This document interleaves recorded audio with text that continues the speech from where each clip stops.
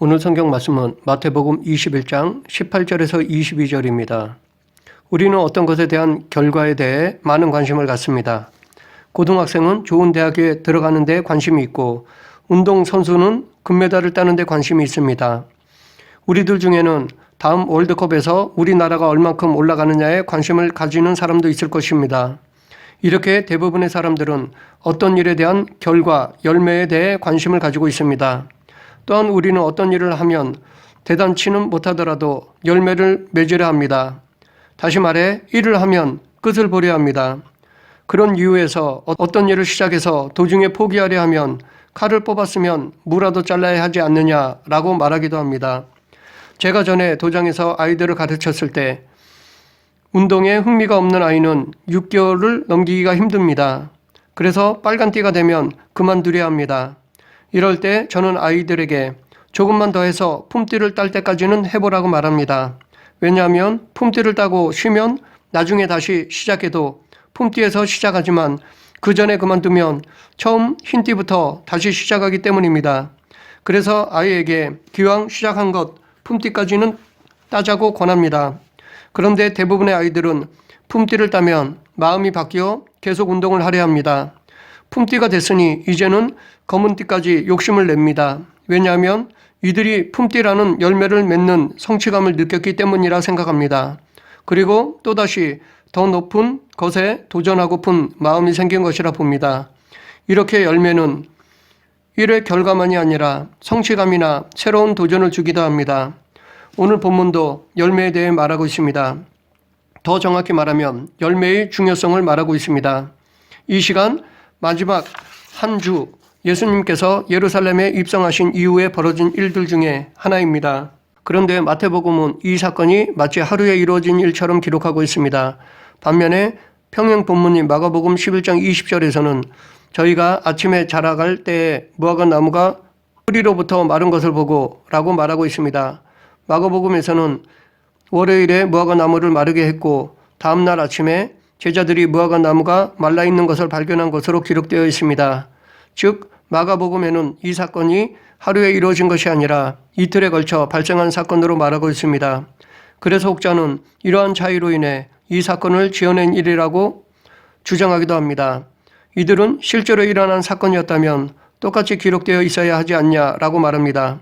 그러나 이렇게 두 복음서 간의 차이가 생긴 이유는 마태는 무화과 나무를 마르게 하신 일을 사건 단위로 기록했기 때문입니다. 즉, 한 사건을 시간에 관계없이 한 번에 기록한 것입니다.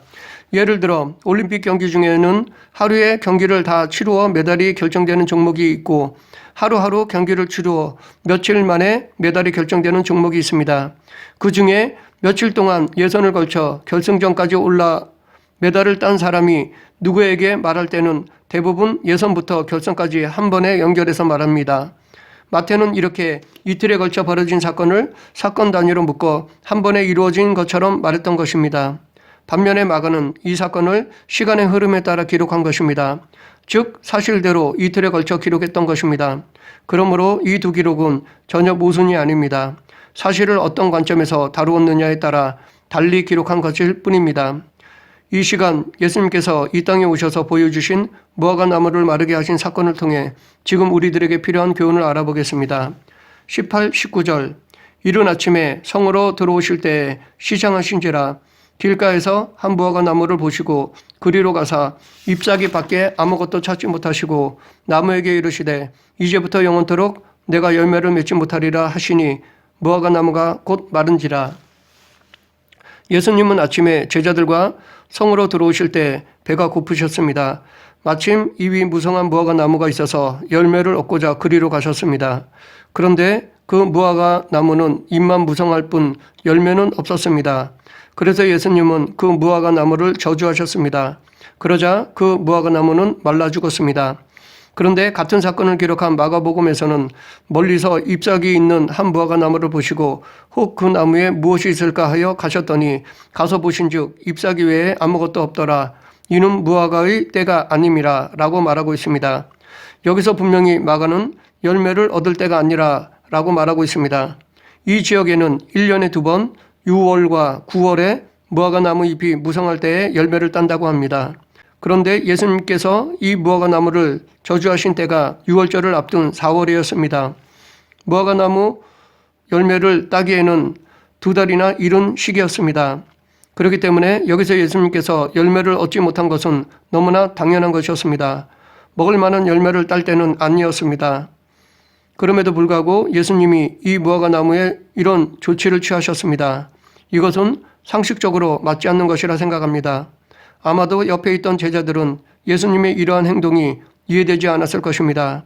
그러면 예수님은 왜 이렇게 비상식적인 행위를 하셨을까요? 이것은 권력 남용이 아닌가요? 아닙니다. 예수님의 이 행동은 의미가 있는 것이었습니다.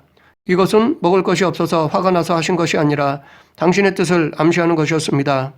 예수님은 이 사건을 통해 겉으로는 입이 무성하여 열매를 기대하게 했지만 정작 열매를 맺지 못한 무화과나무를 말라 죽게 하셨듯이 겉으로는 거룩하게 보이지만 정작 열매를 맺지 못하는 외식하는 자들에게 심판을 내리신다는 것을 표적으로 보여주신 것이었습니다. 즉 이것은 경건의 모양은 있지만 경건의 능력이 없는 자들에 대한 심판의 사인이었습니다. 외형적으로는 신앙생활을 잘하는 것처럼 보이지만 정작 열매가 없는 것을 말합니다. 주일에 교사, 성가대, 구역장 등등 교회 안에서 아주 바쁜 신앙생활을 하지만 정작 열매가 없는 종교생활을 하는 사람들이 있습니다. 40일 금식기도, 찬양 듣기, 방송 설교 듣기 등등 아무리 많은 열심을 다해도 정작 열매가 없는 사람들이 있습니다. 다시 말해 하나님 중심의 신앙생활을 하는 것이 아니라 자기 중심으로 종교생활을 하는 사람들이 있습니다. 이런 사람들은 다른 사람들에게 칭찬을 들을 정도로 겉은 화려하지만 정작 좁은 길, 험한 길을 가라고 하면 피하고 외면하는 사람들입니다. 정작 자기를 부인하고 자기 십자가를 지기를 싫어하는 사람들입니다. 이렇게 종교생활을 하는 사람들은 도덕, 윤리 수준에서 안주하며 사는 것을 좋아합니다. 저를 비롯한 우리나라의 많은 목회자들과 성도들이 여기에 해당될 것입니다. 그러나 하나님은 그 이상의 열매를 원하십니다. 그러면 하나님은 어떤 열매를 바라실까요? 다시 말하면 그리스도인은 어떤 열매를 맺어야 할까요? 성령의 열매, 회개의 열매, 영생에 이르는 열매를 맺어야 합니다. 그런데 우리가 주의해야 할 것은 이 열매는 우리가 눈으로 쉽게 볼 수 있는 것이 아닙니다. 그렇기 때문에 우리가 함부로 판단해서는 안 됩니다. 우리는 열심히 농사를 지을 뿐입니다. 그러면 성령님께서 열매를 맺는 것을 깨닫게 해주십니다. 열매가 없는 신앙생활은 어쩌면 자기 만족을 위한 것이며 이만큼 일하면 복을 많이 주겠지라고 하는 기복적인 신앙입니다. 이런 신앙생활은 하나님이 기뻐하는 것이 아닙니다. 이렇게 열매를 맺지 못하면 어떻게 되는지 누가복음 3장 9절에 보면 이미 도끼가 나무 뿌리에 놓였으니 좋은 열매 맺지 아니하는 나무마다 찍혀 불에 던지우리라 라고 말씀하십니다. 하나님이 바라시는 합당한 열매를 맺지 못하면 심판을 받습니다. 여기서 찍혀 불에 던지우리라 라고 말하고 있는데 이 불은 지옥을 상징합니다. 그래서 불에 던지움을 당하듯이 지옥에 떨어집니다. 예수님께서 무화과나무를 마르게 하시고 이제부터 영원토록 내가 열매를 맺지 못하리라 라고 말씀하셨습니다. 이것은 심판의 심각성을 말하는 것입니다. 무화과나무가 열매를 영원히 맺지 못하듯이 심판을 받아 지옥에 가면 영원히 죽는다는 것입니다. 여기서 말하고 있듯이 실제로 지옥은 다시 회복될 수 없는 실제적인 곳입니다. 이곳에 가서 아무리 후회해도 소용이 없습니다. 그렇기 때문에 우리는 절대로 지옥에 가지 말아야 합니다. 지옥은 소망이 전혀 없는 곳입니다. 반면에 세상은 비록 고통스럽고 힘들더라도 소망이라는 것이 있습니다. 아무리 힘들고 괴로워도 소망이라는 것이 있기 때문에 살아갈 수 있는 것입니다. 요즘처럼 불경기에다가 물가가 오르면 모두들 살기 힘들다고 합니다. 그럼에도 불구하고 우리는 쥐구멍에도 해 뜰 날이 있을 것이다. 나에게도 인생 역전이 있을 것이다. 라는 어떻게 보면 막연하게도 보이지만 그래도 소망이라는 것이 있기에 힘을 낼 수 있는 것입니다. 혹은 내 자식 때문에, 내 가족 때문에 라는 이유로 소망을 가지기도 합니다. 소망에는 힘이 있습니다. 소망은 아무리 힘들고 괴로워도 삶을 포기하지 않게 하는 힘이 있습니다. 고난이 와도 앞으로 나아가게 하는 원동력이 됩니다. 그렇기 때문에 소망이 없는 것은 곧 죽은 것이나 다름없습니다. 아마도 소망이 없이 사는 것은 곧 지옥 생활이나 마찬가지일 것입니다. 그렇기 때문에 우리는 소망을 가지되 세상에서의 헛된 소망이 아니라 예수님 안에서의 참 소망을 가져야 합니다. 예수님 밖에도 소망은 있습니다. 그런데 그것은 잠시 잠깐이요 헛된 것입니다. 그러나 예수님 안에서의 소망은 영원한 것이요 참된 것입니다. 20절 제자들이 보고 이상히 여겨 이르되 무화과 나무가 어찌하여 곧 말랐나이까. 제자들이 예수님께 질문한 것은 무화과 나무가 왜 말랐느냐가 아니었습니다. 제자들은 열매가 없자 예수님께서 저주하여 무화과 나무가 마른 것을 보았기 때문에 마른 이유는 알고 있었습니다. 이들의 질문은 어떻게 무화과 나무를 마르게 했느냐라는 것이었습니다. 즉 왜가 아니라 어떻게에 대한 질문, 즉 마르게 하신 방법을 물은 것이었습니다. 이들이 이렇게 질문한 것은 무화과 나무를 마르게 하신 예수님의 의도를 깨닫지 못했기 때문입니다. 그보다는 단지 눈에 보이는 신비한 현상에만 관심을 가졌기 때문입니다. 그래서 방법을 배우고 싶어서였을 것입니다. 마치 마술사 시몬과 같습니다. 시몬은 베드로가 안수하자 성령님이 임하시는 것을 보고 자기도 그 방법을 배우고 싶어 했습니다. 우리도 제자들처럼 복음의 본질보다는 비본질에 관심을 가질 때가 있습니다. 말씀보다는 기적, 표적과 같은 신비적인 것에 관심을 더 가지는 경우가 있습니다. 특히 목회자들은 더 할 것입니다. 왜냐하면 이러한 능력이 있어야 교회를 빨리 부흥시킬 수 있다고 생각하기 때문입니다. 사실 그렇기도 합니다. 좀 능력이 있다고 소문나면 사람들이 몰립니다. 그러나 이런 것들은 복음을 전하는 수단일 뿐입니다. 그것 자체가 목적이 되거나 말씀보다 우선이 되어서는 안 될 것입니다. 더욱이 목회자들은 이런 것으로 부와 명예를 얻으려고 해서는 안 될 것입니다. 혹자는 교회를 빨리 부흥시키는 것이 더 큰 열매가 아니냐고 말할 수 있을 것입니다. 그러나 이런 생각을 하는 사람들 대부분은 부흥을 통한 하나님의 영광보다는 자신의 부와 명예에 더 관심을 가진 사람이라 생각합니다. 왜냐하면 하나님께서 원하시는 열매 중에는 교회의 크기는 없기 때문입니다. 또한 능력이나 기적이 올바른 것인지 말씀으로 검증해야 합니다. 왜냐하면 그것이 마귀의 역사일 수도 있기 때문입니다. 예수님께서도 기적이나 표적이 다 하나님께로 난 것이 아님을 경고하셨습니다. 예수님은 마태복음 24장 23절 24절에서 그때의 사람이 너희에게 말하되 보라 그리스도가 여기 있다 혹은 저기 있다 하여도 믿지 말라. 거짓 그리스도들과 거짓 선지자들이 일어나 큰 표적과 기사를 보여 할 수만 있으면 택하신 자들도 미혹하리라 라고 말씀하셨습니다. 여기서 거짓 그리스도, 거짓 선지자들도 마귀의 힘을 빌어 표적과 기사를 행할 수 있다고 말씀하고 있습니다. 그렇기 때문에 우리는 기적과 표적이 누구의 역사인지 구별할 줄 알아야 합니다. 그런데 우리에게 기적과 표적에 대해 본을 보인 사람이 있습니다. 바로 사도 바울입니다. 바울은 루스드라에서 안진병이를 일으키자 사람들은 놀랐습니다. 그리고 무리들이 바울을 험해 바나바를 수술하고 신격화했습니다. 대부분의 목회자들은 이럴 때 자기를 높이거나 부를 축적하는 기회로 삼을 것입니다. 아니면 자기 사역을 부흥시키려는 도구로 삼을 것입니다. 그러나 바울과 바나바는 옷을 찢고 가로되 여러분이여 어찌하여 이러한 일을 하느냐. 우리도 너희와 같은 성경을 가진 사람이라 너희에게 복음을 전하는 것은 이 헛된 일을 버리고 천지와 바다와 그 가운데 만유를 지으시고 살아계신 하나님께로 돌아오게 함이라 라고 하였습니다. 이런 모습이 기적을 행한 그리스도인의 올바른 자세라 생각합니다.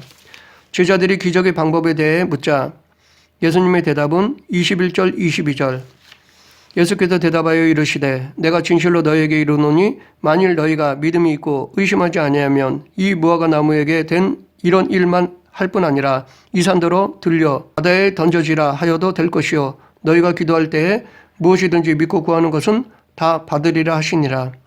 이러한 능력이 나타나게 하는 방법은 기도라고 말씀하셨습니다. 이전에도 이러한 사실을 밝히신 적이 있습니다. 예수님께서 변화산에서 내려오실 때 밑에 있던 제자들이 벙어리 귀신 들린 아이를 고치지 못하자 예수님께서 고쳐주셨습니다. 이때 제자들이 예수님께 우리는 어찌하여 능히 그 귀신을 쫓아내지 못하였나이까? 라고 질문하자 예수님은 기도 외에 다른 것으로는 이런 유가 나갈 수 없느니라 라고 말씀하셨습니다. 예수님은 기도가 기적의 통로라고 말씀하셨습니다. 기도는 하나님께서 우리에게 주신 은혜입니다.